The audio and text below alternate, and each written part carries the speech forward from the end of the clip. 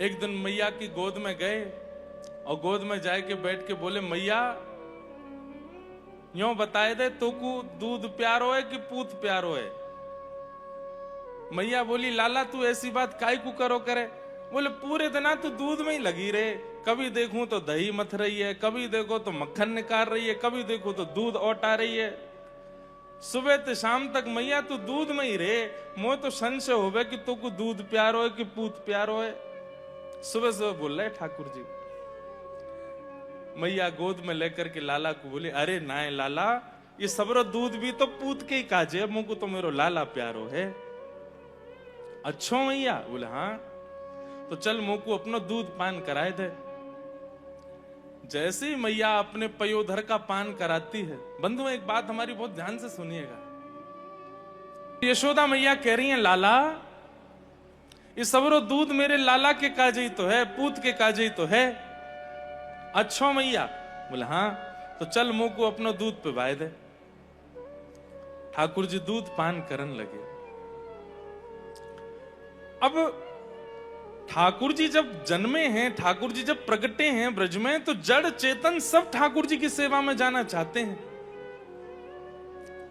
सब सेवा में प्रस्तुत होना चाहते हैं। जैसे ही मैया को दुग्ध पान करन लगे, इतने में ही सामने चूल्हा पे औट रहो दूध, वाने विचार कियो कि आज ठाकुर जी मेरो सेवन नहीं करेंगे, आज ठाकुर जी मोय नाय पान करेंगे।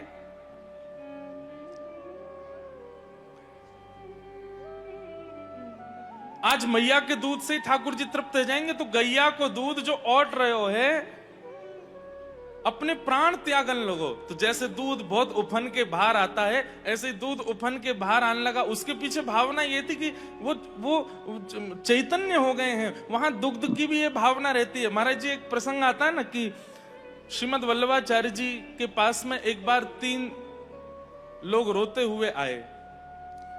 तो महाप्रभु जी बोले, तुम रो क्यों रहे हो? तो वे बस हाथ जोड़ करके यही बोलते रहे, हमें ठाकुर जी की सेवा से दूर मत करो, हमें ठाकुर जी की सेवा से दूर मत करो। महाप्रभु जी बोले, कौन दूर कर रहा है तुमको? तुम ऐसे रो क्यों रहे हो? बस वे यही कहते रहे, हमें ठाकुर जी की सेवा से दूर मत करो, रोते रहे। महाप्रभु जी बोले, ये सामान्य जीव नहीं है, कोई और हैं। और जब उन्होंने अपने भाव से उनको देखा तो पता लगा कि श्रीनाथ जी की रसोई में जब रसोई सिद्ध की जा रही थी, उस समय चावल का मान अलग करते समय 3 चावल के दाने नाली में बह गए। तो वे ही तीनों दाने ठाकुर जी के सेवा से वियोग के कारण मानव रूप धारण करके आए और महाप्रभु जी से बोले, हमें ठाकुर जी की सेवा से दूर मत करो। सोचिए, आप केला लेकर के गए हैं, वो जानकीनाथ मंदिर से जब तक बाहर है तब तक केला है, भीतर जैसे ही आप प्रविष्ट करते हैं तभी कोई दिव्य चेतना उसमें विराजमान हो जाती कि हम कैसे भी जानकीनाथ जी के सामने पहुंच जाएं, उनकी दृष्टि पड़ जाए और हमारा भी उद्धार हो जाए। हमारा केला होना सफल हो जाएगा आज अगर हम ठाकुर जी के सन्मुख पहुंच गए तो। हमारा दाल होना सफल हो जाएगा, हमारा अन्न होना सफल हो जाएगा अगर हम ठाकुर जी के सन्मुख आ गए तो। अरे कहां तक कहें, ये पृथ्वी भी अन्न जल और जो कुछ भी वस्तु प्रकट करती है, आपके मेरे सेवन के लिए नहीं, ये प्रकट तो ठाकुर जी के भोग के लिए ही करती है। जब ठाकुर जी उसको भोग बना देते हैं, उसके बाद हमारा अधिकार होता है उसको सेवन करने का। व्यक्ति जब बिना ठाकुर जी को निवेदित किए कोई वस्तु सेवन करता है तो पृथ्वी को बहुत कष्ट होता है। मैंने तेरे उदर के काजे नहीं प्रकट कियो, ये तो मैंने यूं सोची तेरे घर में ठाकुर जी उनको भोग लगाएगो, लेकिन आप स्वयं पा रहे हो, उसका फिर सूक्ष्म पाप लगता है। इसलिए हर वस्तु ठाकुर जी की सेवा में उपस्थित होना चाहती है। नंद भवन में जो दूध औट रहे है, वाको भी यही भाव रहे, मैं कितनी भी तेज अग्नि है जाए, दूध जले ना है नंद भवन में। कायकू वाकई भी मन में भाव रहे कि मैं इतना ही औटूं कि श्री लाल जी को सेवन करने में सुख मिले। लेकिन आज ठाकुर जी ने जब मैया को दूध पी लियो तो दूध बोलो, अब मैं कोई और के मुख में नहीं जाऊंगा। निकर करके जैसे ही अपने प्राण त्यागन लगो, इतने में मैया ने देखी, अरे ये तो दूध निकर के सबरो बाहर जल रहा है, दूध पी रहे हैं ठाकुर जी गोद में। तो मैया ने दूध उबल तो भयो जैसी देखे तो ठाकुर जी उठा के नेक किनारे धर दे, लाला नेक रुक अब ही आऊं। ठाकुर जी बोले कहां गई मैया? देखी तो दूध संभालवे गई है। ठाकुर जी खड़े होके बोले अबई मैंने पूछी कि दूध प्यारो की पूत, और फिर पूत को गोद में लेके दूध के पास चली गई है। मैया रुक जा, जे दूध तो बहुत ज्यादा प्यारो में, या दूध ही देखूंगा आज। और श्री ठाकुर जी बाहर ते गए, इतनो एक छोटा सा एक पत्थर जैसा लेके आए, और जो मैया मटकी बिलो रही वही में दे मारो। बोले सबको दूर कर दूंगा जो मोए मेरी मैया ते दूर करे। इसके पीछे भावना क्या है? आपके घर के ठाकुर जी आपके लिए आए हैं, लेकिन आप केवल उनको अपनी मनोकामना पूर्ति के लिए पूछते हैं, और जैसे ही कोई कार्य आता है, जैसे कोई और विशिष्ट दिखता है, उसकी ओर अग्रसित हो जाते हैं, तो ठाकुर जी को बहुत पीड़ा होती है। बोले अच्छा, मैं सब कछु छोड़ छाड़ के तेरे काजे आए और तू फिर भी दूसरे इनको प्रमुखता दे रहा है।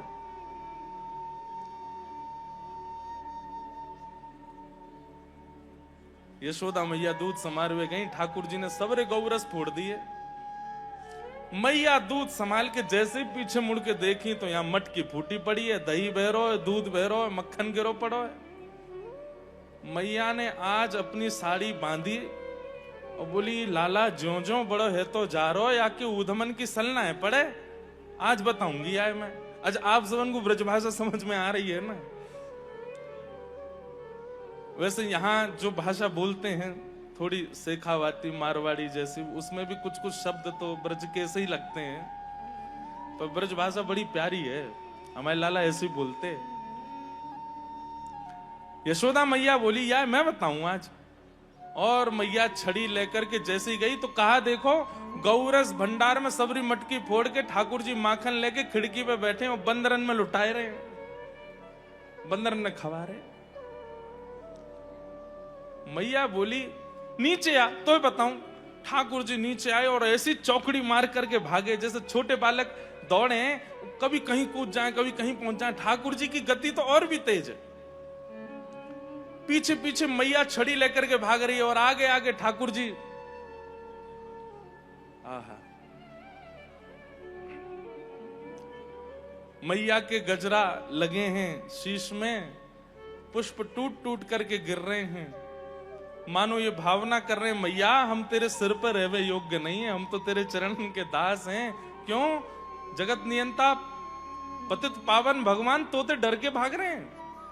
जिनते भयभीत तीनों लोक होवे वो तोते डर के भाग रहे हैं। हमारे सूरदास जी कहते हैं यह धन धर्म ही ते पायो, यह धन धर्म ही ते नीके राख यशोदा मैया, नीके राख यशोदा मैया। नारायण घर आयो, नारायण घर आयो, जो धन परो क्षीर सागर में, जो धन पायो क्षीर सागर में, वेदहु पार ना पायो मैया, वेदहु पार ना पायो,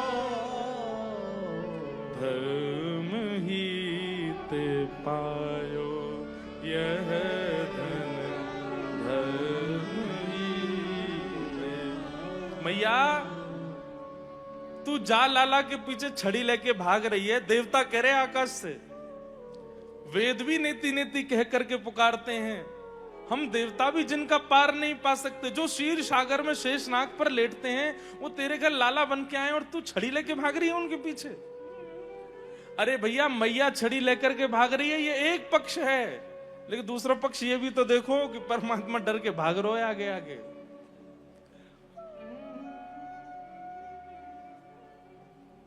ये ब्रजवासी की सामर्थ है।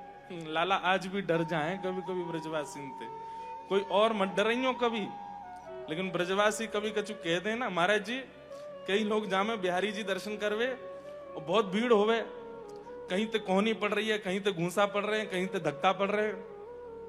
तो पहले तो ब्रजवासी आगे पीछे वारे ने गारी दें, अरे भारते आए गए, इतनी भीड़ जमाए कर दी है, पूरे वृंदावन में तिल रखवी की जगह नहीं बची है और जन कहां ते आए गए। और जैसे ही बिहारी जी के सामने पहुंचेंगे ना, वाह शाबाश है बंसी वारे, हम बे ऊपर बैठो है चांदी के सिंहासन पे और यहाँ हम ब्रजवासी की जगत कर रखी है। लेके आए 101 रुपया चढ़ावे को, 100 वापस दल लेंगे, बोले एक ही दूंगा, ले बैठो रे राजी, बैठो रे ऐसे ही। और वो भी कहीं गुल्लक मिला चढ़ा दे, ये भी फेंक दे। ये ब्रजवासी है भैया। श्री स्वामी हरदास जी की परंपरा का एक ग्रंथ दिया था लाला ने, तो वहां में एक महाराज जी एक बहुत सुंदर कथा सुनी कि एक दिन महाप्रभु जगन्नाथ जी बड़े आनंद में, पुजारी जी ने कपाट खोला तो आज ठाकुर जी के अधर अलग ही चमक रहे हैं। तो पुजारी जी ने जाकर के महाप्रभु जगन्नाथ जी को प्रणाम किया, बोले जय जय, आज बड़े प्रसन्न लग रहे हो। इतने में ही ठाकुर जी अपनी ब्रह्म वेदी पे ऐसे झूमन लगे। तो पुजारी जी बोले, अरे आज इतने आनंद में क्यों है नाथ? ठाकुर जी बोले, अबई अबई ब्रज मंडलते कछु ब्रजवासिन की टोरी जगन्नाथपुरी दर्शन के काजे निकसी है। तो मैं बड़ो आनंद में आ गया हूं, अब मुंह को यूं लग रही है वो कब आएंगे, कब मेरे सन्मुख आएंगे, मैं उनको कब देखूंगा। तुम सुनो हमारी बात, उनको 4 दिन को समय लगेगा, उनके काजे भोजन की व्यवस्था, रहवे की व्यवस्था, उनके विश्राम की सब व्यवस्था करवाए दो। महाप्रभु जगन्नाथ जी प्रसन्न होते हैं जब कोई ब्रजवासी आता है तो। भैया एक बात सुनिएगा, कितने भी बड़े बन जाइए, बड़ी पदवी पर होने के बाद भी अगर किसी के प्रति संकोच या भय तो नहीं कहेंगे, हल्का संकोच रखते हैं ना, असली प्रेम आपका उसी से है जिससे आप संकोच रखते हैं। ठाकुर जी बहुत संकोच करते हैं। महाराज जी श्रीनाथ जी नेत्र नीचे रखते हैं ऐसे, इसके पीछे कई कारण बताते हैं। हमारे पुष्टि मार्ग में कहते हैं कि ठाकुर जी चरणन में देख रहे हैं, बोले जो शरणागत है वहीं पे मेरी दृष्टि है। सीधा अर्थ तो ये है। पर हमारे ब्रज के लोग कहें, बोले लाला संकोच में दृष्टि नीचे करके खड़ो है। बोले काई को, कहीं मेरे सामने ब्रजवासी आए गए और उनको देख के मेरा मन यहाँ मेवाड़ में नहीं लगो तो संग जावे को मन करेगा, या हमारे नीचे देख रहे हैं। एक बार 2 ब्रजवासी गए श्रीनाथ जी को दर्शन करवे। अब श्रीनाथ जी में जब जाते हैं तो वहां जय जयकार बड़ा सुंदर लगता है। कृष्ण कन्हैया लाल की जय, गिरिराज धरण की जय, श्याम सुंदर यमुने महारानी की जय, गुसाई जी परम दयाल की जय, पूछरी के लौटा की हुप हुप। अब जय जयकार है रहे हो, ब्रजवासी आपस में चर्चा कर रहे हैं। बोले हैं रे, इतनी जय जयकार है रही है पर लाला अबऊ नीची दृष्टि करके खड़ो है, ऊपर देखे ही ना रहे हो, या की दृष्टि हम पे पड़ ही ना रही। तो ब्रजवासी मन में सोचे, बोले सबरी जय जयकार कर दें पर वो तो कर ही ना जाते जो खुश हो। बोले कौन सी? बोले संग में बोलो, बोल वृषभानु के जमाई की। और जैसे ही जमाई की जय बोली, सोई श्री जी बाबा के नेत्र ऊपर है गए, मंद मुस्काए गए। बोले अरे भैया इन सबरिन में कौन सा आया हो, मेरे ससुराल थे। ब्रजवासियों से बहुत प्रेम करते हैं ठाकुर जी, बहुत प्रिय लगते हैं। इसलिए भैया ब्रजवासी ने थोड़े अल्लड़पने में कछु कह दे ना, इनने ठाकुर जी ना छोड़े तो आप कौन हो? ये ठाकुर जी ना कछु सोचे तो फिर आप कौन हो? जो महाराज जी गाते हैं एक रसिया हमारे ब्रज को, यह वृंदावन की लीला मत जानो आए गुड़ को चीला। वृंदावन की लीला आए जानो गुड़ को चीला। या में ऋषि मुनि गए हार, जपे जा राधे राधे। या में ऋषि मुनि गए हार, ओ वृंदावन धाम अपार, जपे जा राधे राधे। वृंदावन धाम अपार,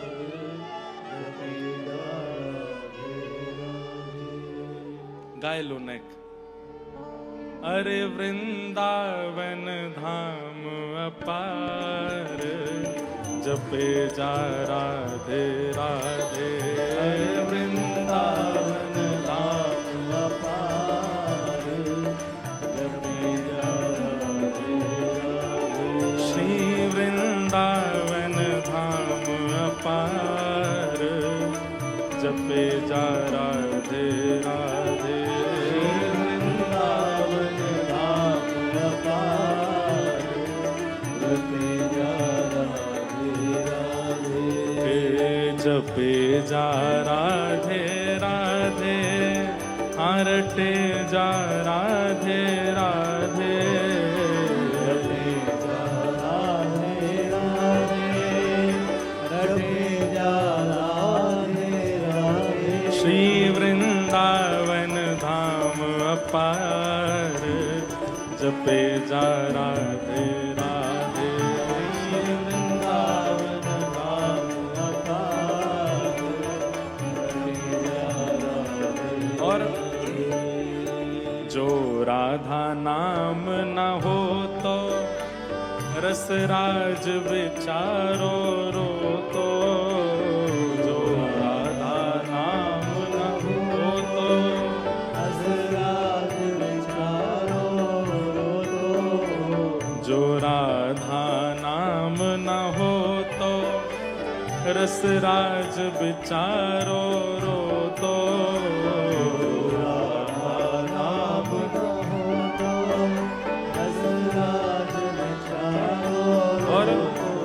ओ नहीं होत कृष्ण अवतार, रटे जा राधे राधे। नहीं होत कृष्ण अवतार, जपे जा राधे। श्री वृंदावन धाम अपार, रटे जा राधे राधे।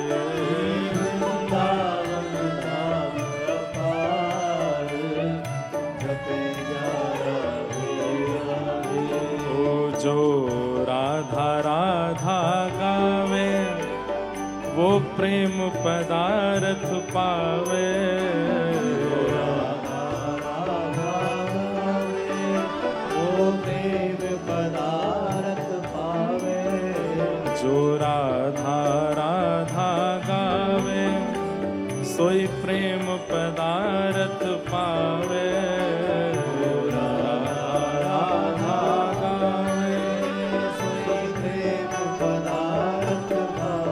अरे वाको है जाए बेड़ा पार, रटे जा राधे राधे।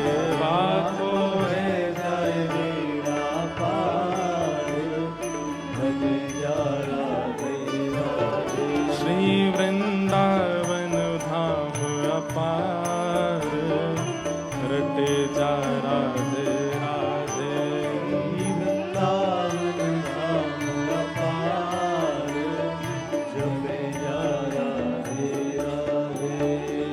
राधा वृषभानु दुलारी, श्री कृष्ण चंद्र की प्यारी। श्री वृषभानु दुलारी, श्री कृष्ण चंद्र की प्यारी। ओ राधा वृषभानु दुलारी, श्री कृष्ण चंद्र की प्यारी।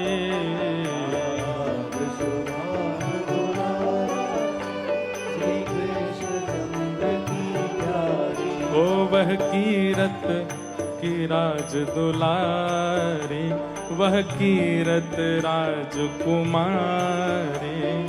जपे जा राधे राधे। ओ कीरत राज दुलारी, जपे जा राधे राधे। श्री वृंदावन धाम अपार, रटे जा राधे राधे।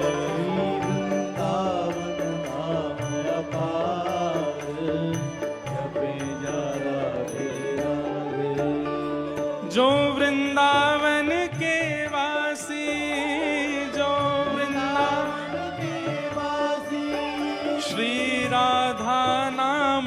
उपासी, श्री राधा नाम उपासी, ओ यह वृंदावन के वासी, वृंदावन के वासी, श्री राधा नाम उपासी, राधा नाम उपासी, ओ यहाँ है रयो नित्य विहार, जपे जा राधे राधे, ओ यहाँ है नित्य विहार, जपे जा राधे राधे, श्री वृंदावन धाम अपार, रटे जा राधे राधे, श्री वृंदावन धाम अपार, रटे जा राधे राधे।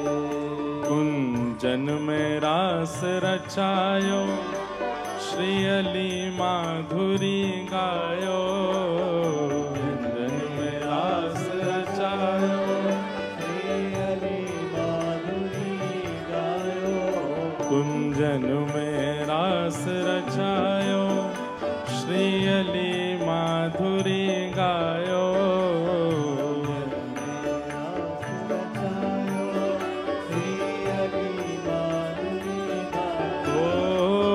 निरखे नित्य विहार, जपे जा राधे राधे, ओ निरखे नित्य विहार, जपे जा राधे राधे, वृंदावन धाम अपार, जपे जा राधे राधे, वृंदावन धाम अपार, जपे जा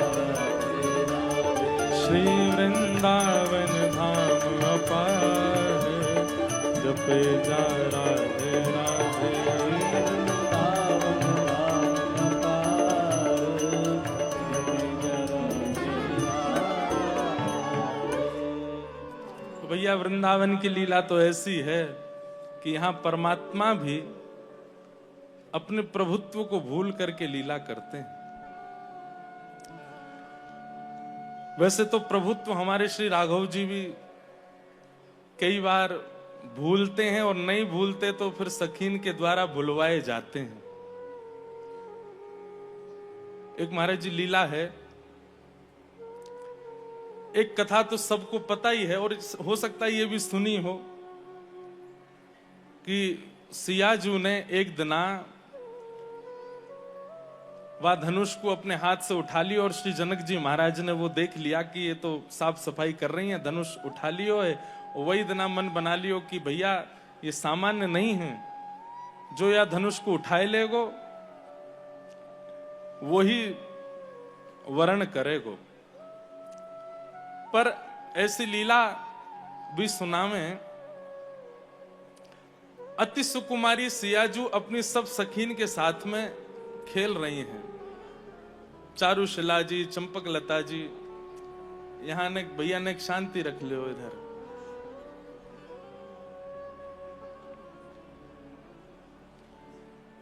सिया जी सब अपनी सखीन के साथ में खेल रही हैं, और वही समय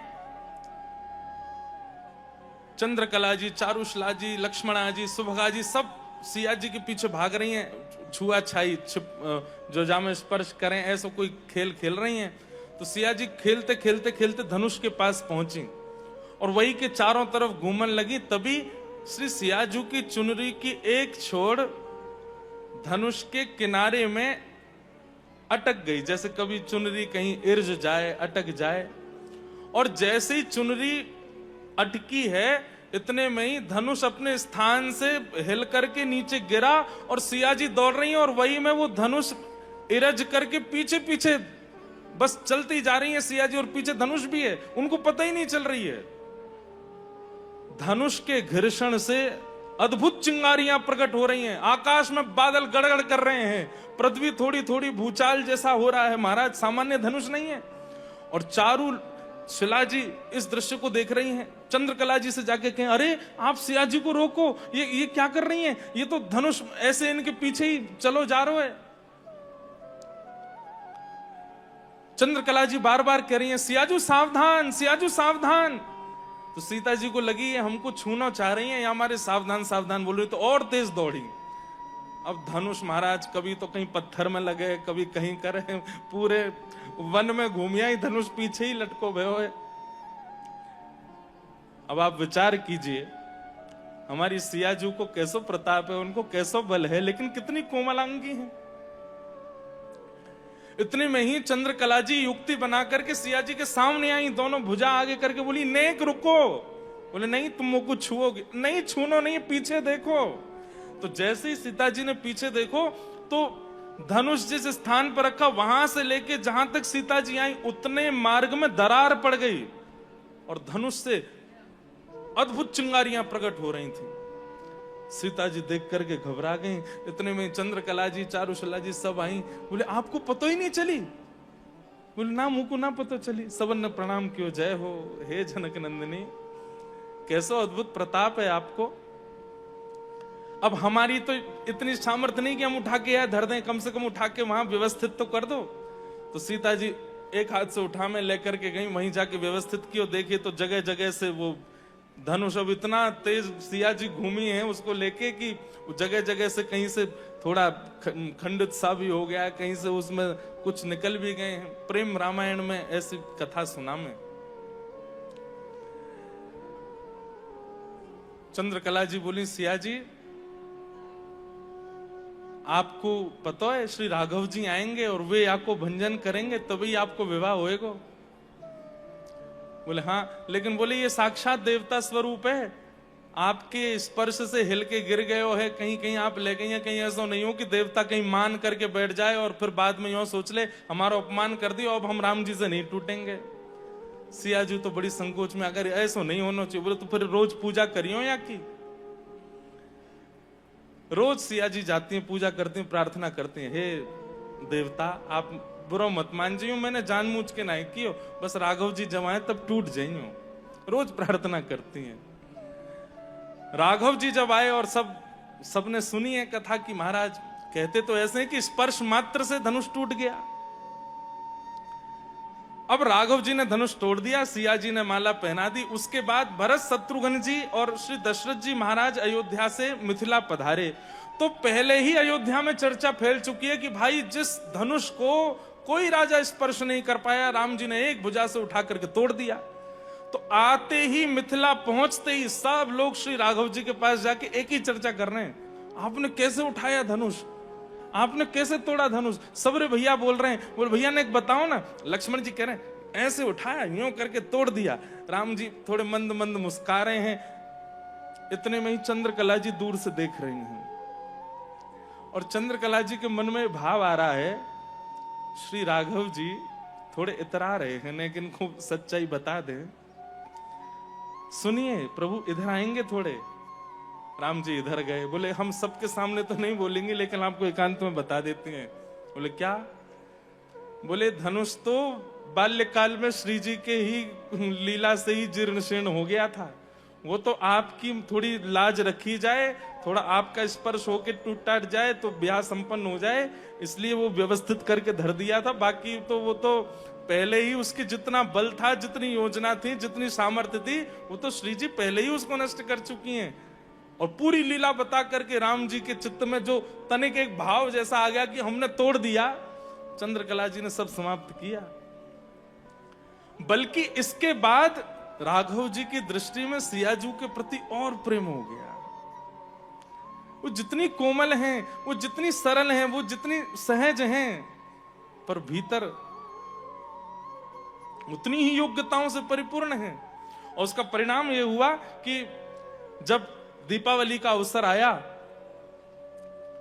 सब लोग लक्ष्मी पूजा कर रहे थे, राघव जी नहीं कर रहे हैं, राघव जी बैठे हैं। इतने में सखी ने जाके पूछी, सब भैया भी बैठे हैं, सब पिताजी माताजी सब लोग लक्ष्मी पूजन कर रहे हैं, राघव जी आप नहीं करेंगे? बोले नहीं हम बैठे ना दूर बैठ के दर्शन कर रहे हैं। बोले नहीं नहीं आप भी आगे चलें, आप ज्येष्ठ पुत्र हैं, आप पिताजी के बगल में बैठे। तो ठाकुर जी सखीन से विनोद भाव में कहें, हम तो अपनी महालक्ष्मी का पूजन करेंगे, ये सब करके चले जाएं, वाके बाद महालक्ष्मी को पूजन करेंगे। बोले महालक्ष्मी कौन? बोले जिनके बारे में आप बता रही थी, जिनकी चुनरी के एक भाग से धनुष इर्ज करके पूरे नगर में भ्रमण कर आई, वो तो हमारी महालक्ष्मी तो वही है ना। उन्हीं की कृपा से हमने धनुष तोड़ा है, तो हम तो उन्हीं की पूजा करेंगे, सीता जी की। और श्री राघव जी चंद्रकला सखी से कहते हैं आप व्यवस्था करो।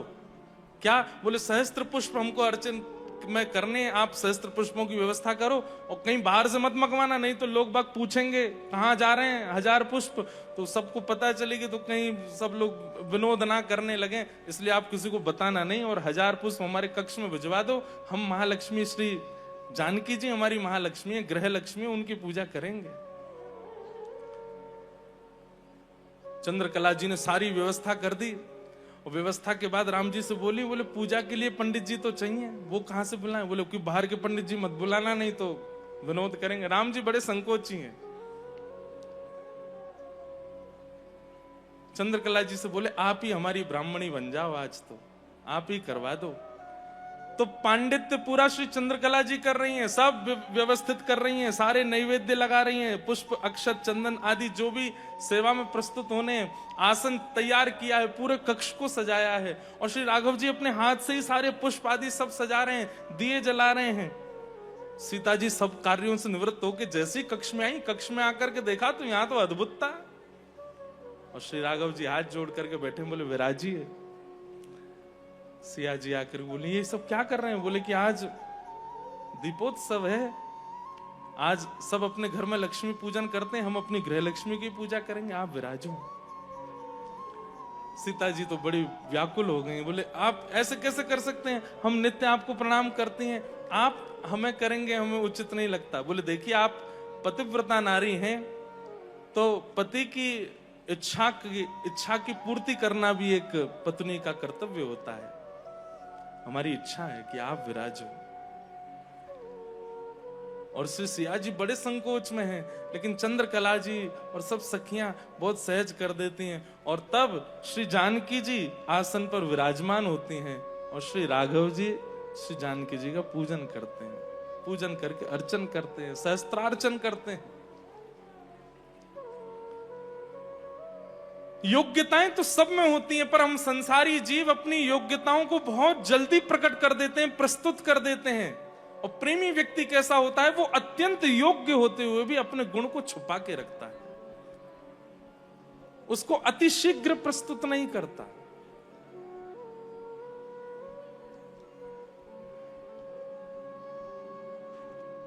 ठाकुर जी परम प्रवीण हैं, परम योग्य हैं, लेकिन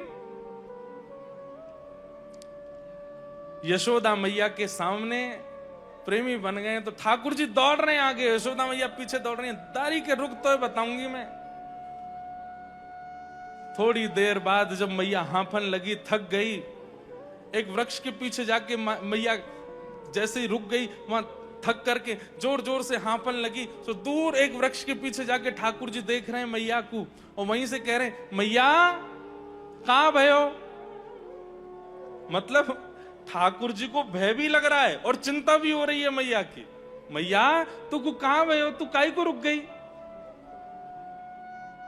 मैया बोली लाला मैं बहुत हार गई हूं, दौड़ दौड़ के मेरी सांस उखड़ गई है और मुंह पे तो अब चलो ही नहीं जा रहा। अच्छो मैया तेरी हार कैसे दूर होएगी? बोले अगर मेरो लाला दौड़ के आवेगो, मेरे कंठ पे लग जाएगो तो मेरी हार दूर रह जाएगी। ठाकुर जी एक बार को तो चल पड़े, अब सोचो कितने सहज हैं ठाकुर जी। एक बार को चल दिए मैया के पास और फिर रुक करके बोले ना मैया मैं ना आऊंगा तेरे पास। बोले क्यों? बोले तेरे हाथ में जो छड़ी है ना, या तो मुझको डर लगे, या के कारण मैं तेरे पास ना आऊंगा, पहले या को फेंक तब आऊंगा।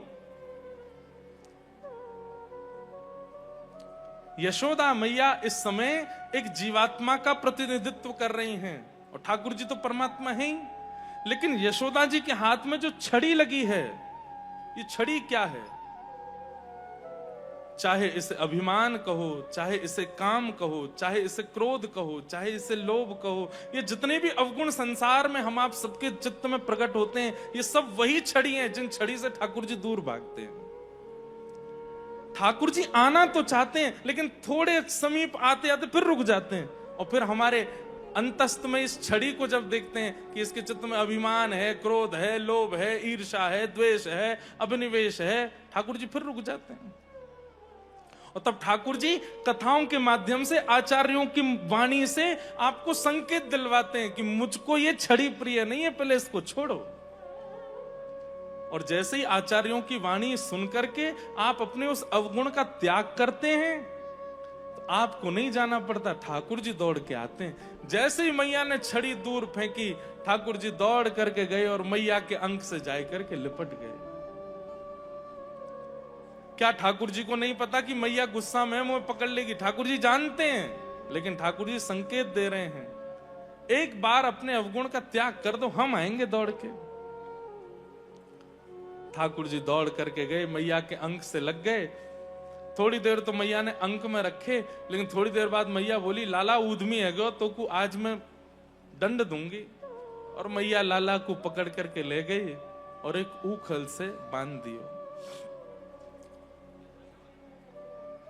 बंद भी नहीं पा रहे हैं ठाकुर जी, बार बार रस्सी छोटी पड़ रही है, लेकिन स्वयं ही कृपा करके मैया के मुखमंडल को देख करके ठाकुर जी के मन में भाव आयो, मैया इतना श्रम कर रही है, मैं बंद जाऊं।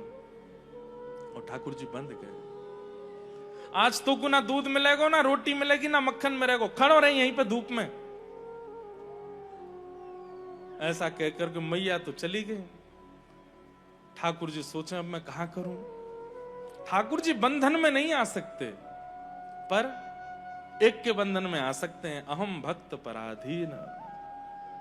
ठाकुर जी केवल एक के ही बंधन में आ सकते हैं, और वो भक्तन के, और किसी के नहीं। और भक्त भी कैसे? जिनके चित्त में प्रेम लक्षण हो, उसके बंधन में ठाकुर जी बंध जाते हैं।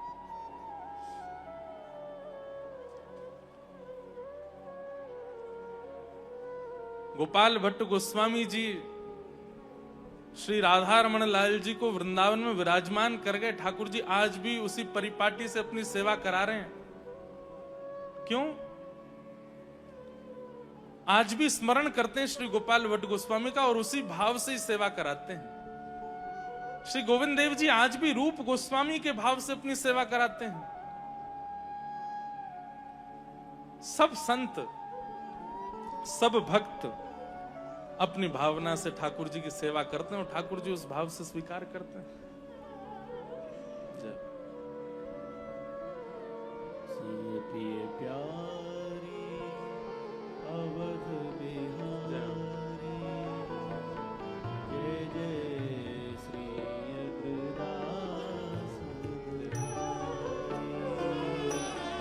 प्रिय प्रिय प्यारी अवध बिहारी, जय जय श्री अग्रदास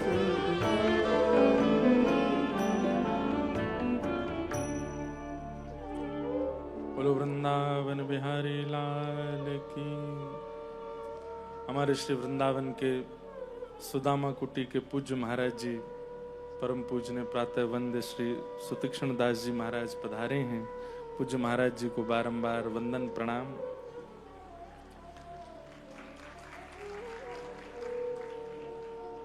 क्या निवेदन कर रहे थे हम? हाँ, ठाकुर जी बंध गए। थोड़े थोड़े खिसक के आगे निकले तो दो वृक्ष खड़े थे। जैसे ही दोनों का स्पर्श किया टूट करके गिर पड़े और उनमें से कुबेर के पुत्र नलकूवर और मणिग्रीव प्रकट हुए। दोनों ने भगवान की स्तुति गाई। वाणी गुणानुकथने श्रवणौ कथायाम हस्तौ च कर्म सुमनस्तव पादयोर्नः स्मृत्यां शिरस्तव निवास जगत प्रणामे दृष्टि सतां दर्शनेस्तु भवत्तनूनाम्।